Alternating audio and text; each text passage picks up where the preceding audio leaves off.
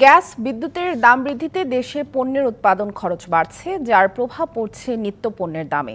জাতীয় ভোক্তা অধিকার সংরক্ষণ অধিদপ্তরের মহাপরিচালক বলেছেন, এ বাস্তবতার সুযোগ নিয়ে কেউ যেন অযৌক্তিকভাবে পণ্যের দাম না বাড়ায় সে বিষয়ে সতর্ক থাকতে হবে সবাইকে।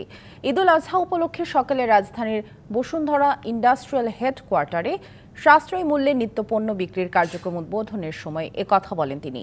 এই কার্যক্রমে দেশের ৬৪ জেলার ১০০টি স্থানে সাশ্রয়ী দামে বসুন্ধরা ফুড অ্যান্ড বেভারেজের আটা, ময়দা, তেল, চিনি সহ নানা নিত্যপণ্য বিক্রি করা হবে।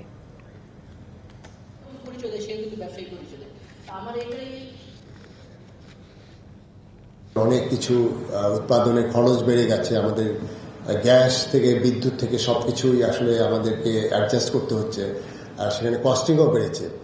আপনার দ্রব্যমূল্য বৃদ্ধি পাবে বাস্তবতা, এটি অস্বীকার করার কিছু নেই, কিন্তু এটি যাতে যৌক্তিক পর্যায়ে থাকে আমি সব পক্ষকেই সে আহ্বান করব।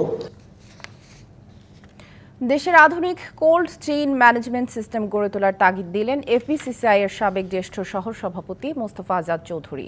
সকালে রাজধানীর বসুন্ধরা আন্তর্জাতিক কনভেনশন সিটিতে ৩ দিনব্যাপী সেফকন ২০২৪ মেলার উদ্বোধনী অনুষ্ঠানে তিনি এ তাগিদ দেন।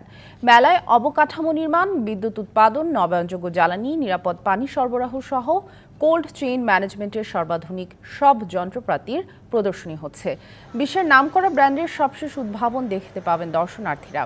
মেলার উদ্বোধনী অনুষ্ঠানে বক্তারা বলেন, দেশে মানসম্মত কোল্ড চেইন সিস্টেমের অভাবে খাদ্যপণ্য সংরক্ষণ ও সরবরাহ করা যায় না। কেবল এ কারণেই প্রতি বছর প্রচুর পরিমাণে খাদ্যপণ্য নষ্ট হয়। অপচয় কমানো গেলে খাদ্য সংকট কমানো সম্ভব বলেও মনে করেন বক্তারা।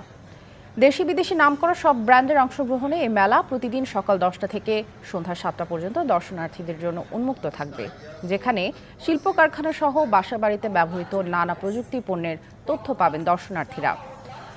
সেভার ইন্টারন্যাশনাল লিমিটেডের আয়োজনে 3 দিনের এ প্রদর্শনী শেষ হবে শনিবার।